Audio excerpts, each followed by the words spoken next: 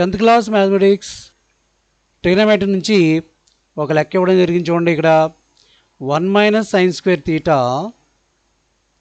1 - sin square theta into sec square theta 1 - sin square theta into sec square theta is equal to 1 అని మనం నిరూపించాలి. ఇప్పుడు మనం 1 - sin square theta అనగానే cos square theta అని గుర్తురావాలి. ఎంచేత మనకు తెలుసు sin square theta plus cos square theta is equal to 1 అని మనకు గుర్తుండాలి. ఇందులోంచి cos square theta అంటే ఏమని రాయొచ్చు మనం చెప్పండి. cos square theta ఇక్కడ ఉంచండి, is equal to ఇక్కడ 1 ఉంది. ఈ sin square theta కుడివైపు పక్షాంతరం చెందితే ఇది ప్లస్ కాబట్టి ఇటువైపు వస్తే మైనస్ అవుతుంది, మైనస్ sin square theta. అంటే 1 - sin square theta అంటే మనం ఏమని రాయొచ్చు, cos square theta అని రాయొచ్చు. కాబట్టి ఇక్కడ 1 - sin square theta అంటే ఏమని అర్థం, cos square theta అని అర్థం.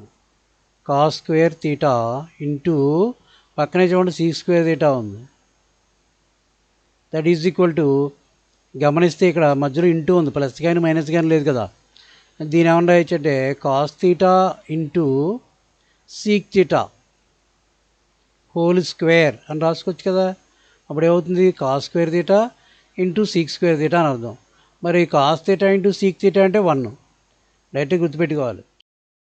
అప్పుడు 1 స్క్వేర్ అని రాసుకోవచ్చు. లేదా ఇంకా మీకు డౌట్ ఉంటే cos theta అంటే cos theta అని రాస్తాం, ఇంటూ sec theta అంటే 1/cos theta. cos thetaలో 1 టైం అయింది, 1 × 1 1, దీని పవర్లో స్క్వేర్ ఉంది కదా అది రాయాలి.